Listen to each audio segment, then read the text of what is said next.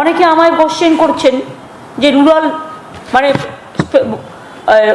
যেটা হচ্ছে লোকাল ট্রেনটা কেন চলছে না। লোকাল ট্রেনটা চলছে না তার কারণ হচ্ছে ভ্যাকসিনটা যতক্ষণ পর্যন্ত আমি কিছুটা না দিতে পারবো গ্রামে গঞ্জে, এর প্রকোপ তো বাড়বে। আর তারপর আমি এখন থেকে যদি কন্ট্রোল না করি, আমি জানি মানুষের কষ্ট হচ্ছে, সাধারণ মানুষের যারা কলকাতায় আসতে চায়, সেই জন্য বাস টাস অটো টটো সব চালু করে দেওয়া হয়েছে, মেট্রোও চালু করে দেওয়া হয়েছে। একটাই প্রবলেম, সেপ্টেম্বরে যেহেতু থার্ড ওয়েভ একটা আসার কথা আছে, তাই আমাদের এটা কন্ট্রোলে রাখতে হচ্ছে। কাজে আমি যারা আসতে পারছেন না ট্রেনে, লোকাল ট্রেনে, আমি জানি মানুষের গ্রিভ্যান্সেস আছে, কিন্তু আপনার জীবনের থেকে তো বেশি দামি কিছু নয়। তাই আরও কয়েকটা দিন আমাদের কষ্ট করতে হবে বন্ধু। আমরা একটা করছি, যেটা হচ্ছে আমরা চেষ্টা করছি ভ্যাকসিনেশনটা যাতে বাড়ানো যায়।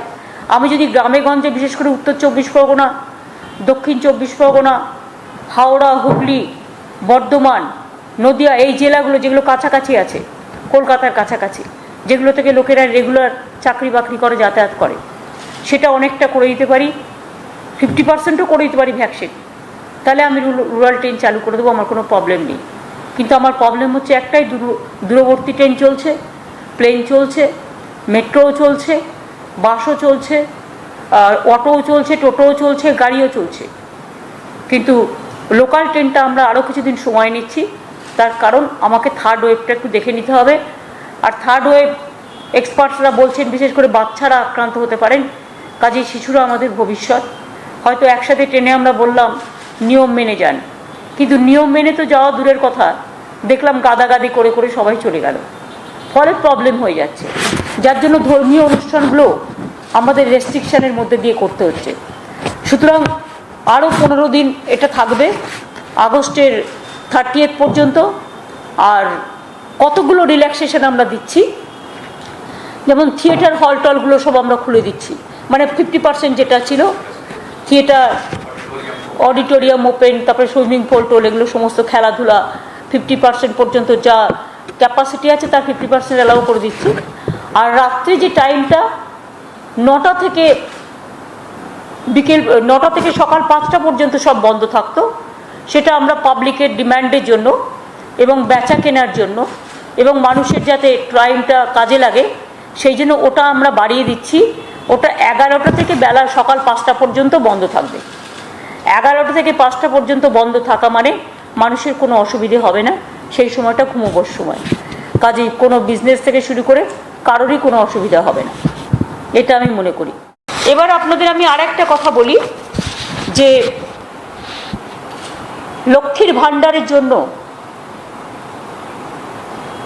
কোনো রকম কোনো ভুল বোঝাবুঝি নয়, চিন্তা নয়, টোটাল ফ্রি অফ কস্টে ফর্ম পাওয়া যাবে। আমাদের একটা ইউনিক নাম্বার দেওয়া থাকবে ক্যাম্প থেকে। প্রথমে যে মা বোনেরা আসবেন এন্টাইটেল, তারা লক্ষ্মীর ভাণ্ডার ক্যাম্পে যাবেন। আগে যেমন আগে দুয়ারে সরকারে গিয়ে রেজিস্ট্রেশন করতে হতো, তারপরে আর একটা ক্যাম্পে যেতে পারতেন, আমরা এটাকে সরলীকরণ করেছি। দুয়ারে সরকারের যে লক্ষ্মীর ভাণ্ডারে যাবেন, তিনি লক্ষ্মীর ভাণ্ডার ক্যাম্পে যাবেন। তখন লক্ষ্মীর ভাণ্ডার ক্যাম্পে যে গভর্নমেন্টের অফিসার আছে, তিনি আপনাকে একটা ফর্ম দেবে, সেই ফর্মটায় একটা নির্দিষ্ট নাম্বার থাকবে এবং তার কাছেও সেই নাম্বারটা রেকর্ড করা থাকবে। এই ফর্মে ডুপ্লিকেট করা যাবে না, আর এই ফর্ম ছাড়া অন্য কোনো ফর্ম জমা নেওয়া হবে না, যাতে কোনো রকম এটাকে কেউ মিসইউজ করতে না পারে। সম্পূর্ণ বিনামূল্যে ফর্ম পাবেন। ফর্মটা পেয়ে আপনারা ফর্মটা ওখানে ফিল আপ করবেন, ফিল আপ করে জমা দেবেন। মনে রাখবেন, ফর্মের সাথে একটা ইউনিক নাম্বার দেয়া থাকবে, যে নাম্বারটা আপনাকে যে ফর্ম দিচ্ছে সেই নাম্বারটা গভর্নমেন্টের কাছে থাকবে। সুতরাং এটা আধার কার্ডের সাথেও লিঙ্ক আপ করে দেওয়া হবে, কম্পিউটার জেনারেটেড নাম্বার। সুতরাং এই নাম্বারটা কেউ নকল করে কিছু করতে পারবে না। 2 হচ্ছে, এই ইউনিক নাম্বারটাই অ্যাকসেপ্টেড হবে ওই ফর্মটা ফিল আপ করবার জন্য। মনে রাখবেন, ফ্রম আউটসাইড থেকে যদি কেউ ফর্ম ফিল আপ করবার জন্য ফর্ম জোগাড় করে এবং অন্য এজেন্সিকেও 25-30টা ফর্ম ছাপিয়ে নিল, নিয়ে দিল, মানুষকে ভুল বোঝালো, সেগুলো কিন্তু অ্যাকসেপ্টেড হবে না। একমাত্র দুয়ারে সরকারের লক্ষ্মীর ভাণ্ডার স্কিম থেকে ওখান থেকে যে ফর্ম পাওয়া যাবে সেটাই accepted, and it will be applicable for কৃষক বন্ধু, স্বাস্থ্যসাথী, অল স্কিম। এবার হচ্ছে যদি কারো কোনো গ্রিভ্যান্সেস থাকে, কেউ কাউকে ভুল বোঝায়, যেমন কালকে নর্থ চব্বিশ পরগনা কয়েকটা জায়গায় রটিয়ে দেওয়া হয়েছিল যে লক্ষ্মীর ভাণ্ডার পেতে গেলে বাড়ির ট্যাক্স আগে জমা দিতে হবে গ্রামে, এরকম কোনো মানে নোটিফিকেশন গভর্নমেন্টের নেই, এর জন্য কোনো বাধ্যবাধকতা নেই। মনে রাখবেন, যদি এরকম কেউ করে শুনবেন না। আপনার লক্ষ্মীর ভাণ্ডার আপনার নিজস্ব অধিকার, স্বাস্থ্যসাথী আপনার নিজস্ব অধিকার, স্টুডেন্টস ক্রেডিট কার্ড আপনাদের নিজস্ব অধিকার, কৃষক বন্ধু নিজস্ব অধিকার, কাস্ট সার্টিফিকেট থেকে শুরু করে সব। যদি কোনো কমপ্লেন অর গ্রিভ্যান্সেস থাকে কারো, তাদের জন্য তারা ডাইরেক্টলি চিফ মিনিস্টারের অফিসে তারা একটা নাম্বার দিচ্ছি আমরা, টোল ফ্রি নাম্বার যেগুলো বলে, সেখানে পাঠাতে পারেন। এই নাম্বারটা যদি আপনারা লিখে নেন ভালো হয়। এই নাম্বারটা হচ্ছে যদি কারো কোনো কমপ্লেন থাকে, অ্যাকশন নেবে গভর্নমেন্ট। 1070/22143526 1070/22143526 15টা লাইন থাকবে। আর ওখানে সামনাসামনি বাংলা সহায়ক কেন্দ্র যেগুলো আছে বিএসকে, সেখানেও কমপ্লেন করতে পারে। বাট আমাদের এখানে 15টা লাইন থাকবে। যদি কারো কোনো গ্রিভ্যান্সেস থাকে, যেমন আমরা দিদিকে বলো করেছিলাম, সেরকম কোনো গ্রিভ্যান্সেস থাকলে যে আমাকে অমুক লোক ফর্ম দিচ্ছে না, বা আমি যাচ্ছি আমাকে ঘোরাচ্ছে, বা আমার কাছ থেকে ও পয়সা চাইছে, বা আমার কাছে ঠিকমতো পৌঁছচ্ছে না, তাহলে সঙ্গে সঙ্গে কমপ্লেন করতে পারেন। কমপ্লেন করলে আমরা সেইভাবে ব্যবস্থা নেব। আমরা আজকে দুয়ারে সরকার নিয়ে অলরেডি সমস্ত মিডিয়াতে অ্যাডভার্টাইজমেন্ট গেছে, কিন্তু এই প্রোগ্রামটা এতটাই বড় প্রোগ্রাম যে এটা যদি আপনারা একটু মিডিয়া এবং চ্যানেলগুলো যদি আমাদের একটু হেল্প করেন মানুষকে জানাতে, তাহলে ভালো হয়। আমরা যখন ফার্স্ট ফেজ অফ দুয়ারে সরকার ক্যাম্পেইন করেছিলাম 2020-তে, ফেব্রুয়ারি 2020-2021, আমাদের অ্যাচিভমেন্ট যেটা হয়েছিল তার থেকে আজকের এই প্রোগ্রাম করতে আমাদের সাহায্য করেছে। আমাদের তখন মানে ফেব্রুয়ারি মাসে যেটা হয়েছিল 32,830টা ক্যাম্প হয়েছিল এবং 2.75 crore ভিজিটার এসেছিলেন, 2.75 কোটি। Out of 1.77 crores applications, 1.5 crores application eligible হয়েছিল, অর্থাৎ 99% লোকে কাজ পেয়েছিল, কাজগুলো হয়েছিল তাদের। তার মধ্যে দু একটা যদি আপনাদের আমি বলি, just as example, 85 lakhs families enrolled under Swasthya Sathi স্কিমে এনরোল হয়েছিল, তাদের নাম নথিভুক্ত হয়েছিল। 22 লক্ষ কাস্ট সার্টিফিকেট ডিস্ট্রিবিউশন হয়েছিল। 12.12 লাখ নিউ জব কার্ড 100 দিনের লোকেরা পেয়েছিলেন। এবং পাড়ায় সমাধানে 10,000 ডিমান্ড ছিল, তার মধ্যে 7,500 ডিমান্ড আমরা ফুলফিল করে দিয়েছিলাম অত শর্ট টাইমে। সেই জন্যই আমরা দেখলাম এটা পাবলিক কাজ পাচ্ছে, পাবলিক তার নিজস্ব মতো, কারো মানে কোনো মধ্যেখানে কেউ নেই, নিজেরাই ডাইরেক্ট এসে নিজেরা ফর্ম ফিল আপ করছে, নিজেদের অসুবিধে জানাচ্ছে এবং সরকারি কর্মচারীরা সেটা সাহায্য করে দিচ্ছে। বছরে আমরা দুবার করব বলেছিলাম। এবারে যেমন এটা 16ই আগস্ট থেকে 15ই সেপ্টেম্বর পর্যন্ত হবে। 8ই সেপ্টেম্বর থেকে 23শে সেপ্টেম্বর পর্যন্ত যে কাগজপত্রগুলো আমরা পাবো সেগুলো এনকোয়ারি হবে এবং ডেলিভারি অফ সার্ভিস মানে ডেলিভারি করে দেবে সার্ভিস, এটা 24শে সেপ্টেম্বর থেকে 30শে সেপ্টেম্বর পর্যন্ত হবে।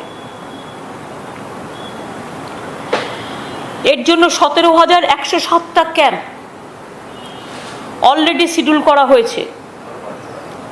আরও বাড়বে, তার কারণ কিছু জায়গায় অনেক জল আছে যেগুলো বন্যা কবলিত এরিয়া, নদীর জলে ভেসে গেছে, সেই এলাকাগুলোকে পরে করে দেবো। কারণ যেহেতু জলে জলে ভেসে গেছে, ওই এলাকায় মানুষ হয়তো আসতে পারবে না, তাদের জন্য আলাদা সময় করা হবে। বাট যেখানে যেখানে ক্যাম্প হবে সেখানে সবাইকে আসতে আমরা বলছি। প্রথমে আপনাদের আমি বলি, 18টা স্কিম এখান থেকে দেওয়া হবে। খাদ্যসাথী যদি কেউ নাম লেখাতে চান, স্বাস্থ্যসাথী যদি কেউ নাম লেখাতে চান, এখনও কাস্ট সার্টিফিকেট কেউ নাম লেখাতে চান, শিক্ষাশ্রী, তপশিলি বন্ধু, অর্থাৎ যেগুলো 60 বছর বয়স হলে 1000 টাকা করে পেনশন পায়, জয় জোহর অর্থাৎ আদিবাসীদেরও সেটা আছে, কন্যাশ্রী, তারপরে হচ্ছে রূপশ্রী, তারপরে হচ্ছে মানবিক, তারপরে হচ্ছে Aikyashree scholarship for OBC minorities, Sikshashree হচ্ছে schedule caste schedule tribe, Kanyashree আপনারা জানেন জেনারেলি যত স্কুল কলেজ এবং ইউনিভার্সিটি আছে গভর্নমেন্ট স্কুলে সবাই পায়, গভর্নমেন্ট কলেজ ইউনিভার্সিটি। এছাড়াও থাকছে লক্ষ্মীর ভাণ্ডার, বিনামূল্য সামাজিক সুরক্ষা যোজনা, কৃষক বন্ধু নিউ, 100 দিনের কাজ, students credit card, land record correction and mutation, প্রত্যেকটা কিন্তু খুব ইম্পর্টেন্ট সাধারণ মানুষের জন্য। আধার রিলেটেড সার্ভিস যদি কেউ না পেয়ে থাকে করে ফেলুন, ব্যাংকিং রিলেটেড সার্ভিস, নতুন অ্যাকাউন্ট ওপেন করা, এগুলো সবগুলোই হবে এখান থেকে, এইসব ক্যাম্প থেকে। এবং পাড়ায় সমাধান অ্যাপ্লিকেশন অ্যাকসেপ্ট করা হবে 16ই আগস্ট থেকে 31শে আগস্ট পর্যন্ত, এবং আমরা ব্যাপারটাকে সমাধান করে দেব। মহরম 19-এর বদলে গভর্নমেন্ট অফ ইন্ডিয়া ইস্যু করেছে 20 তারিখে হচ্ছে, কারণ দিল্লিতে ওরা অ্যানাউন্স করেছে 20 তারিখে। আমি এখানেও খবর নিলাম, মহরমের দিনটা 19 তারিখে ছুটি ছিল, 19 তারিখের বদলে মহরম শুনছি 20 তারিখে হবে, এবং তাই ছুটিটা আমরা শিফট করেছি 20 তারিখে। জিওআই অলরেডি একটা নোটিফিকেশন করেছে। ওটা স্টেট গভর্নমেন্ট হলিডে যেটা ছিল সেটা 19-এর জায়গায় 20 হচ্ছে। এবার হচ্ছে কোভিডে আমি দেখেছি, যেমন গত পরশুদিন আমি দেখছিলাম একটা সংবাদ মাধ্যমে যে বলছিল কোভিড বাংলায় বেড়ে যাচ্ছে, এটা ভুল রিপোর্ট। পরে কি হবে আমি জানি না, বাট এখনও অ্যাট প্রেজেন্ট যেটা আছে কেউ কেউ ভুল রিপোর্ট দিয়ে দিচ্ছেন। মনে রাখবেন এখানে পজিটিভ যেটা চলছে, পজিটিভিটি যেটা, সেটা 600 থেকে 800-র মধ্যে। কেরালায় যেখানে 23,000, 24,000, মহারাষ্ট্র থেকে শুরু করে, সিকিম থেকে শুরু করে, নর্থ ইস্ট থেকে শুরু করে অনেক জায়গায় অনেক অনেক বেশি। আমরা এটা অনেকটাই কন্ট্রোল করতে পেরেছি। এবং আমাদের এখানে আমি আপনাদের আগেও বলেছি, 8 ফেজ ইলেকশন যখন হয়েছিল তখন এটা 33% হয়ে গিয়েছিল, এখন আমরা এটাকে 1.5%-এ নিয়ে এসেছি। কোনোদিন 600 হচ্ছে, কোনোদিন 650 হচ্ছে, কোনোদিন 700 হচ্ছে, কোনোদিন 800 হচ্ছে, এর মধ্যে এটা ঘোরাফেরা করছে। ভ্যাকসিন তো ঠিকমতো পাচ্ছি না আমরা। তা সত্ত্বেও মনে রাখবেন প্রতিদিন প্রায় 47,000 থেকে 50 লাখ প্রত্যেক দিন আমাদের টেস্ট হচ্ছে, এবং এতগুলো টেস্টের মধ্যে 600-700 বেরোচ্ছে সব নিয়ে, সারা বাংলা নিয়ে। Discharge rate 98.15%। আমি সম্ভবত এবিপি আনন্দে দেখছিলাম যে ওরা বলছিল যে কোভিড এখানে বেড়ে যাচ্ছে, কিন্তু ঘটনাটা সত্যি নয়। 600 থেকে 800-র মধ্যে এটা ঘোরাফেরা করছে অনেক দিন ধরে। Death rate is also comorbidities নিয়ে 1.19%, এবং occupy of Covid beds only 3.79%. Total vaccination doses given এখনো পর্যন্ত আমরা আমাদের টাকা দিয়ে কিনেও 14 কোটি যেখানে লাগবে আমরা 3,32,00,000 পর্যন্ত দিতে পেরেছি, মানে 2টো ডোজ নিয়ে। ফার্স্ট ডোজ 2.39 crore পেয়েছেন, আর সেকেন্ড ডোজ 92 কোটি পেয়েছেন। ডেলি ভ্যাকসিনেশন 3.5 থেকে 4 লাখ আমরা করছি, কিন্তু আমরা করতে পারি 11 লাখ। আমাদের সবচেয়ে বেশি মিনিমাম ওয়েস্টেজ -7%, এবং আমাদের এখানে টিকাকরণ সবচেয়ে ভালো, বেস্ট ইন কান্ট্রি, বাট আমরা ঠিকমতো ভ্যাকসিন পাচ্ছি না। আমরা ইনফেকশন স্প্রেড করার ব্যাপারে আরবান এরিয়ায় স্পেশালি আমরা 75% পপুলেশন ইন আরবান এরিয়াজ আমরা ভ্যাকসিনেশন আমরা করেছি, কভার করেছি। At least 1 dose of vaccination cover করেছি 75% পপুলেশন, কিন্তু গ্রামের দিকে অতটা আমরা করতে পারিনি, কারণ আমরা পাইনি। সুতরাং আরবান এরিয়াটা কিছুটা করতে পেরেছি আমরা, যতটা পেরেছি। 1 ডোজ অ্যাটলিস্ট 75% পপুলেশন, যথেষ্ট সুপার স্প্রেডারদের আমরা আগে করে নিয়েছি। বাদ বাকি আমরা চেষ্টা করছি যাতে আমরা পাই, এবং পেলে আমরা রেলটাও চালু করে দেবো একটু সময় নিয়ে। এবার হচ্ছে আর একটা কথা, আপনারা জানেন কোভিড সিচুয়েশনের জন্য আমরা প্রিম্যাচিওর রিলিজ অফ লাইফ কনভিক্টস যারা জেলে বন্দি আছে, 2 আগস্ট আমরা 63 জন যাদের যাবজ্জীবন দণ্ড ছিল তাদের আমরা ছেড়ে দেওয়ার সিদ্ধান্ত নিয়েছিলাম।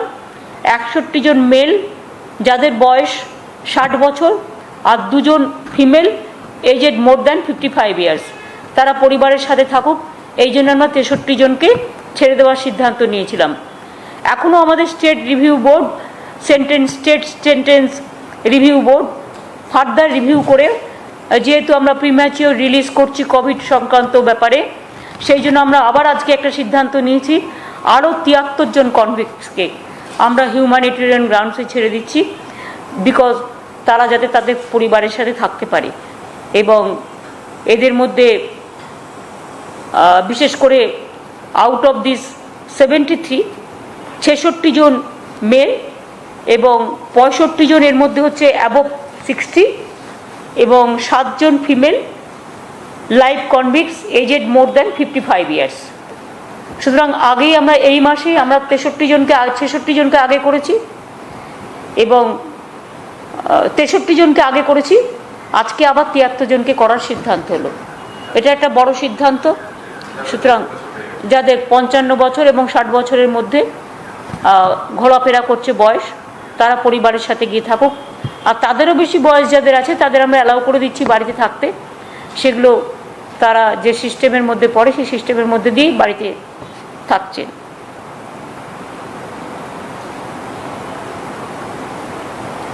যেখানে এলিজিবল কেস আছে সেখানে আমরা করে দিচ্ছি।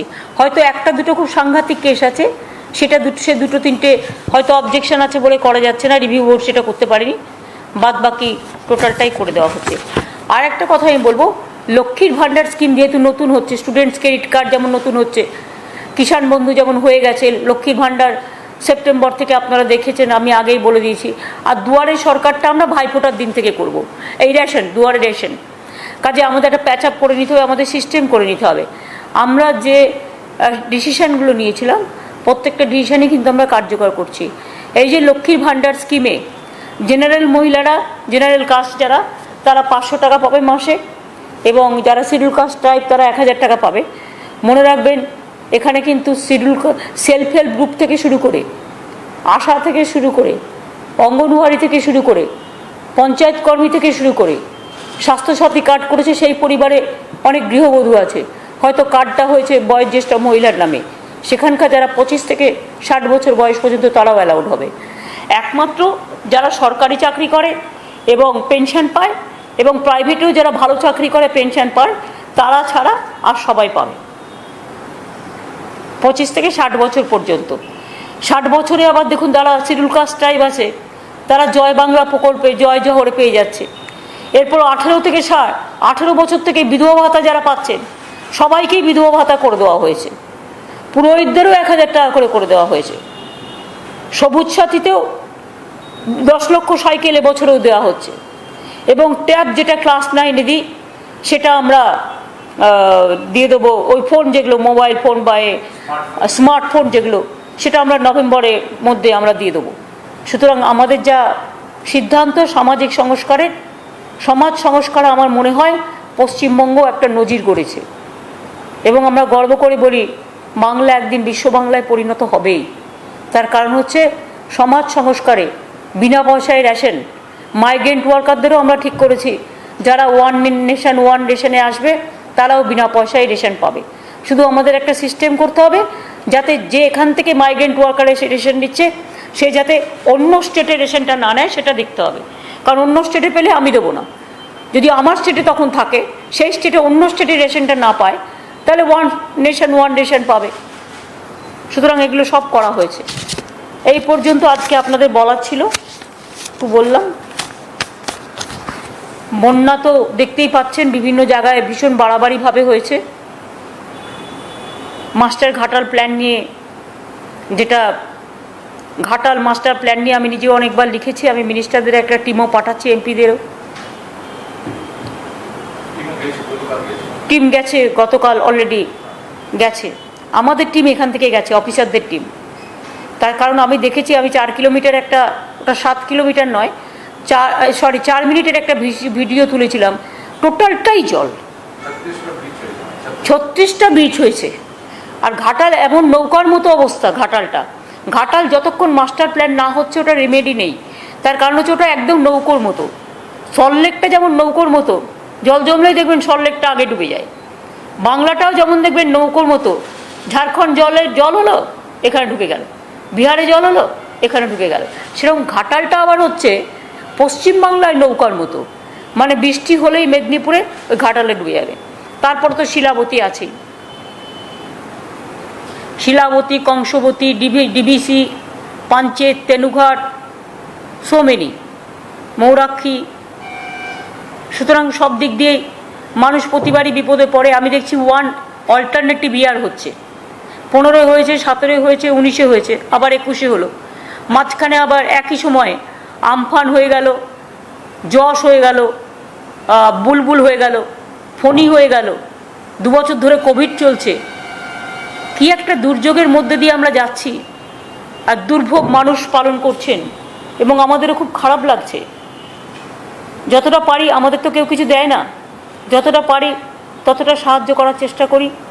এবং আমি এখনও মনে করি চিফ মিনিস্টার রিলিফ ফান্ড আছে, সেখানে যদি আপনারা কেউ মনে করেন ডিজাস্টার রিলিফ ফান্ড আছে কোভিডের জন্য বা এইসব ডিজাস্টারের জন্য, বন্যার জন্য, যদি কেউ পারেন নিশ্চয়ই আপনাদের সহযোগিতার হাত বাড়াবেন, যাতে এই গরিব মানুষগুলো তাদের অধিকার থেকে বঞ্চিত না হয়। আমরা গভর্নমেন্ট তো একা সব কিছু করতে পারি না, সবাইকে নিয়েই করতে হয়। কাজেই আমরা যতটা পারছি করছি, আপনারাও যদি কিছু করতে পারেন ভালোই হয়। তিপ্পল দেওয়া থেকে শুরু করে, চাল তো আমরা বিনা পয়সায় দিই, জিআরও দিই, বেবি ফুড থেকে শুরু করে, ড্রাই ফ্রুট, চিড়ে মুড়ি থেকে শুরু করে, আলু ডাল থেকে শুরু করে, তেল থেকে শুরু করে, যেগুলো মানুষের প্রয়োজন, যদি আপনারা দিতে পারেন ভালোই হয়, আমরা পৌঁছে দেবো। সবাইকে এর জন্য টাকা তুলতে হবে না বাইরে থেকে, অনেকে নিজস্ব অর্গানাইজেশন থেকেও দিতে পারে, সিআরের কাজেও করতে পারেন, সেটা যদি দেখে নেন ভালোই হয়। কোভিডের সময় আপনারা কিছুটা হেল্প করেছিলেন, যার জন্য আমরা যারা যারা হেল্প করেছিলেন সেই টাকায় আমরা অনেকটা ভ্যাকসিন কিনতে পেরেছিলাম। এই পর্যন্ত। আবার কি হলো দিদি? সাম্প্রতিক সময় একটি চিঠির কথা জানা গেছে, যেটা আন্তর্জাতিক সংস্থা, তারা আপনাকে আমন্ত্রণ জানিয়েছে বিশ্ব শান্তি বৈঠকে যোগ দেওয়ার জন্য। কিন্তু তার সঙ্গে আরো একটা বিষয় আছে, সেই চিঠিতে একটা জায়গায় লেখা আছে যে গত 10 বছর ধরে আপনি যেভাবে সাধারণ মানুষের উন্নয়নের কাজ করেছেন, এইটা প্রসঙ্গটা উত্থাপন করা হয়েছে। কিন্তু পাশাপাশি দেখা গেছে সাম্প্রতিক সময় একটি সর্বভারতীয় পরীক্ষাতে পোস্টপোন ভায়োলেন্স নিয়ে বলা হয়েছে। তো এরকম একটি চিঠি আসা আন্তর্জাতিক ক্ষেত্র থেকে, এবং সেক্ষেত্রে একটা সর্বভারতীয় পরীক্ষা, এবার একটা প্রশ্ন আছে। আপনি যেহেতু ভালো চিঠিটাকে গুলিয়ে দিলেন আর একটা পলিটিক্যাল কোয়েশ্চেন করে, তাই আই হ্যাভ নো রিপ্লাই। সাংবাদিক করে আগে জানবার চেষ্টা করুন কোনটা জিজ্ঞেস করা উচিত কোনটার সাথে।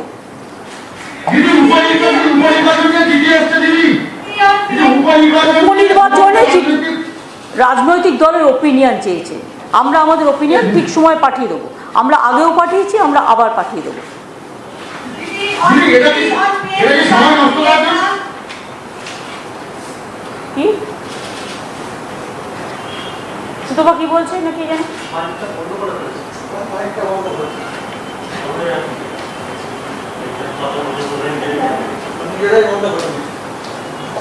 Didi, on PM Kisan Nidhi Yojana, state was asked to send the statistics to provide the fund directly to the farmers. Has the central government given support to the farmers, or all the statistics has been approved by the central government? whatever they ask the name who are entitled, we have sent the list, but they have deprived about 2 lakhs people. They have not given 11 lakhs people. This is the deprivation, and we are giving all farmers. Even they are giving only who have 2 acres of land, but we are giving 10,000 who have 1 acres of land. Even 1 kattha of land we are giving 4,000. So PSC exam, the CAPF question.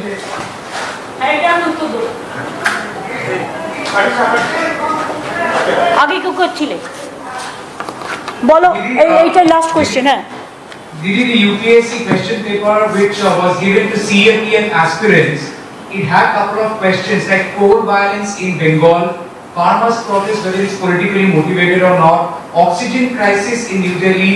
These are all very controversial issues, highly debated by the government and also by the opposition parties.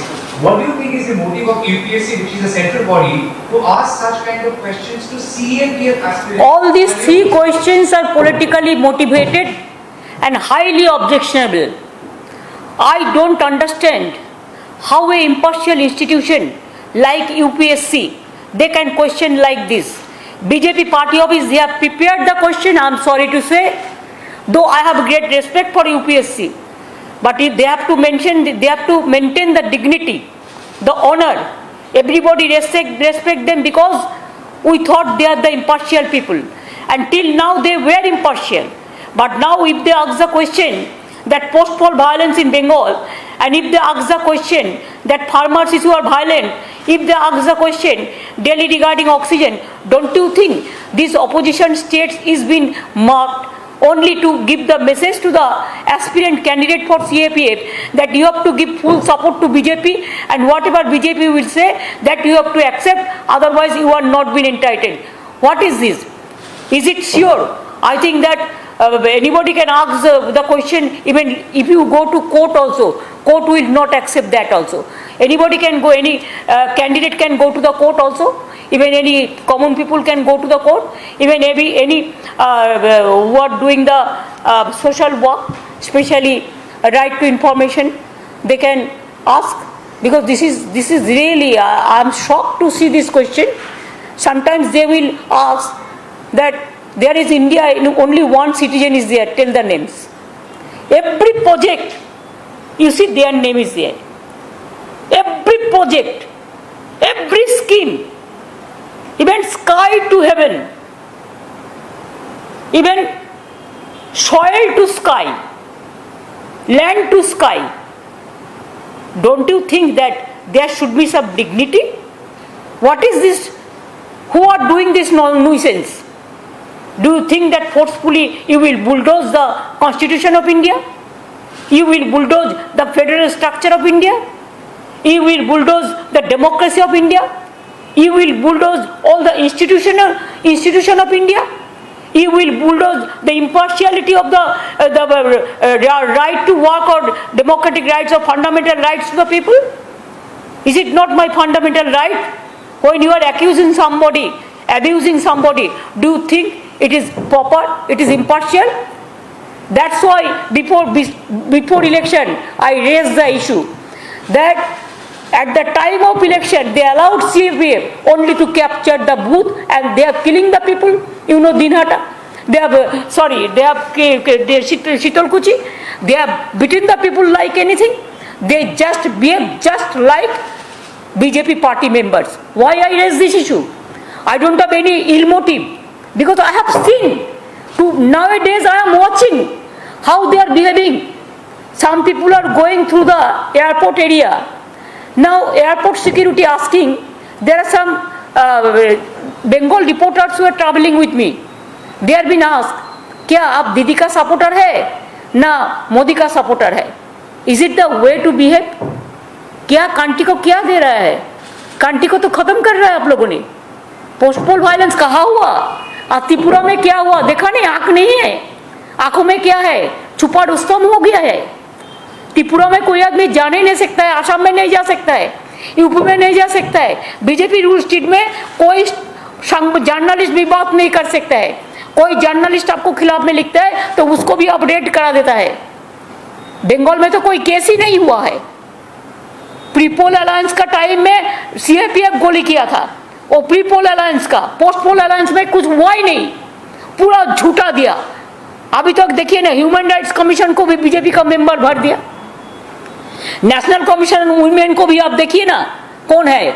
आप लोग इसको पूरा biodata ले लीजिए और देख लीजिए ये लोग कौन है। जो लोग ह्यूमन राइट्स कमीशन का रिपोर्ट दिया, जो बंगाल में आए थे, ये लोग कौन थे? कौन थे? I can challenge it because I know their BJP activities, their ABP activities. I know their Twitter and Facebook handling. I have seen it in my own eyes. So this is wrong, absolutely wrong. They have to pay for this. Don't forget, today you are in power, but tomorrow you may not be. Chair is not permanent for all, but the constitution is permanent. The country is permanent. The democracy is permanent. The institution is permanent. You cannot destroy the secular fabric of our country. You cannot destroy the moral of the people. You cannot compel the people to write in favor of you. Suppose I am not your supporter, why I will use your photo? You compulsory COVID certificate, you give photo. I don't like you, but I have to carry this. Why? Where is the freedom of the people? Now you allow death certificate also, your photo? It's too much. দিদি অনেক বলে দিচ্ছি। দিদি যাচ্ছেন